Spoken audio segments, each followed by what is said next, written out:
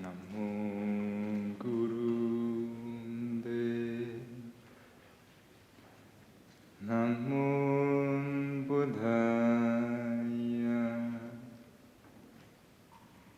Namo Dharmaya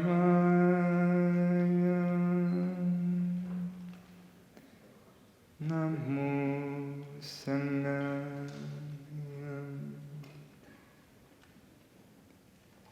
Thanks to the teachers and friends and the volunteers backstage as we were wrestling with the right and wrong mindfulness. Back in the central command is 2 minutes until the next speaker. It's like in the movies, and so many of the volunteers behind the stage staying up late and making this possible. So grateful for these true teachers of mine. And what a morning, from all the way from almost getting Tony Blair to Hallelujah, Bodhiswaha, to all the promises and pitfalls of modern mindfulness in the modern age.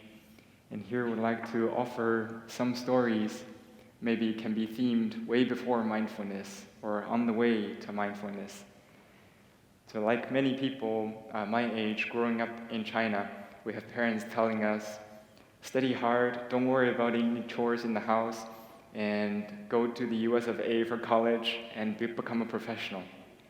And so I did, coming to the US 10 years ago and at age 18 for college, graduating as the valedictorian, and then went to work for a consulting firm in San Francisco. Parents are happy. And soon after arriving in the Bay Area, dear friends gifted me a book called Highway Dharma Letters. It's the story of 2 American Buddhist monks undertaking a 3-step, 1-bow pilgrimage from LA all the way to Ukiah. And one of the 2 bowing monks is here, Reverend Heng Shi. And reading that book for a few pages every morning for a few weeks, it shifted something inside. So beforehand, the leading question in life had always been, what do I want to do with my life? But slowly, the new question, almost like a prayer, was, if I give myself more fully, how could this body and mind be of service?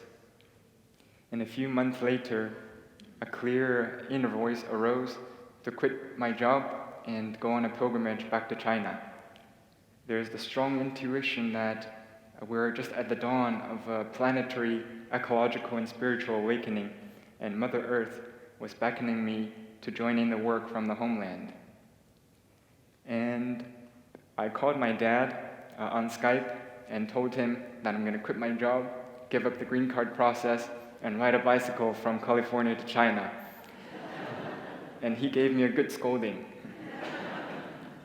I had to hang up the phone and cry for 10 minutes before dialing back, because I don't know how to explain to him that this was a calling beyond my decision, that this is to take the practice, the teaching of the Buddha, into modern day practice, and to take the work of cultivation onto a bicycle. I would observe the precepts of no killing, no stealing, no lustfulness, no intoxicants, no meat eating, and no profit seeking along the way. And inspired by the monks' practice of the alms round, I decided not to use money for lodging, but instead go every evening to knock on the doors of strangers and ask if I could sleep in their backyard. So through the 16 countries and 10,000 kilometers in 2.5 years, I knocked on for about 1,000 doors, and 1 in 5 of those families would say yes. And all the families who say yes would always feed me dinner and breakfast and let me use a hot shower. And also throughout the pilgrimage, I had 0 flat tire. I'm not here to sell tires, but that was proof enough, and I had met 0 bad person. Those were proof enough that the world is good, and it was not me who was on the pilgrimage. And in the beginning, when I was knocking on doors, I was feeling very self-conscious, and also I was wanting them to say yes. By the end of the day, I was exhausted, sweaty, just want to wash, eat, and sleep.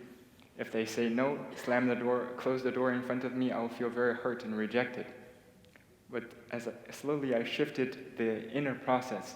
So before knocking on the door, I would feel a sense of metta in my heart. and silently wish the family well, no matter what their response is. And if they say no, great, an opportunity to pray for another family.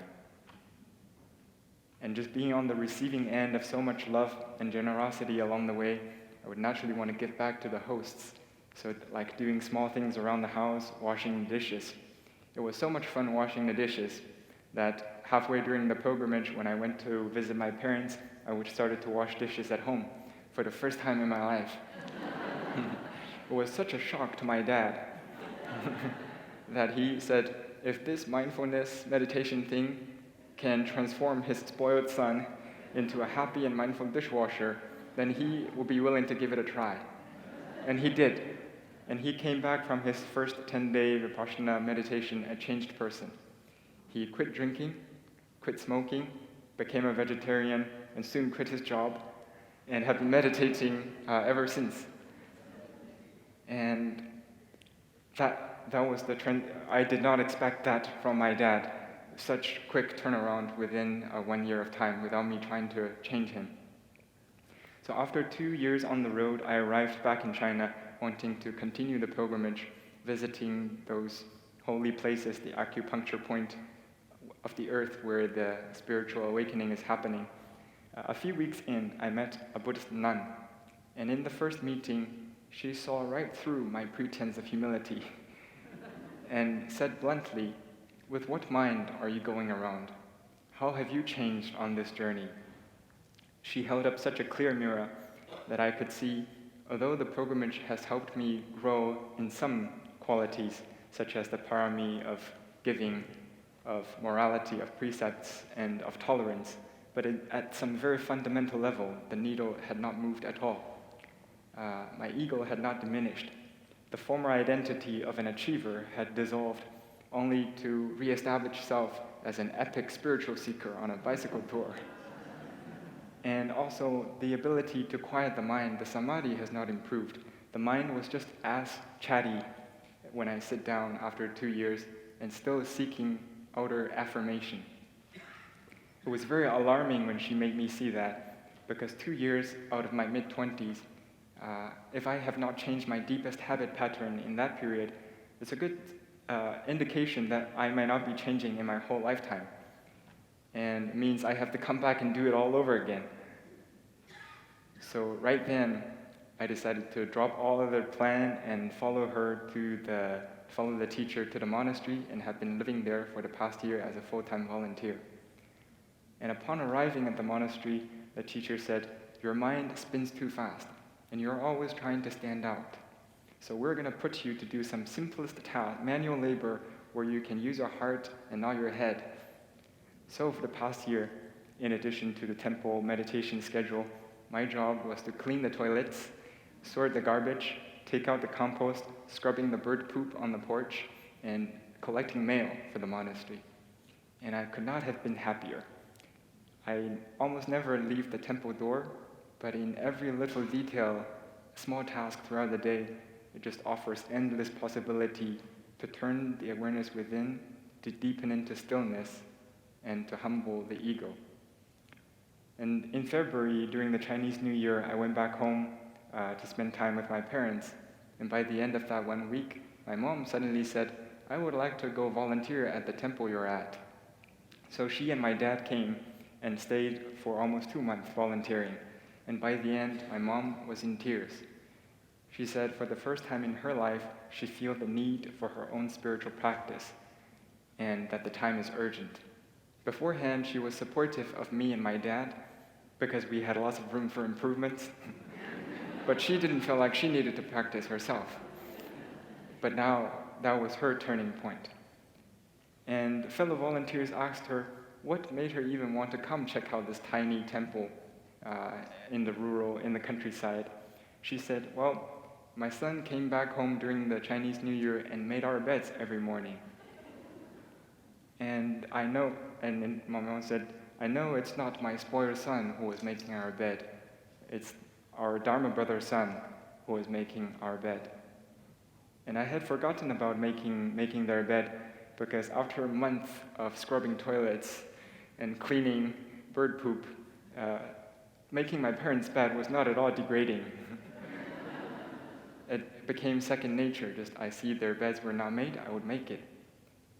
And so these days, my mom and my dad at home, we call each other not father, mother, we call each other Dharma brother dad, Dharma brother mom, Dharma brother son. And we have this feeling that we have been practice fellow cultivators maybe for a long time. So looking back, one lesson is it's really good to set the bar low so that small improvements would really impress dad and mom. But more importantly, seeing that the journey is really deepening, going deeper and deeper into the heart and mind. And no matter how far we go, we are always traveling with our family. And as earlier Drukmo Gyal Dakini reminded us that all living beings have been our mothers, so who is not our family? And may we all deepen into stillness and grow in small service with our Dharma brothers. Thank you.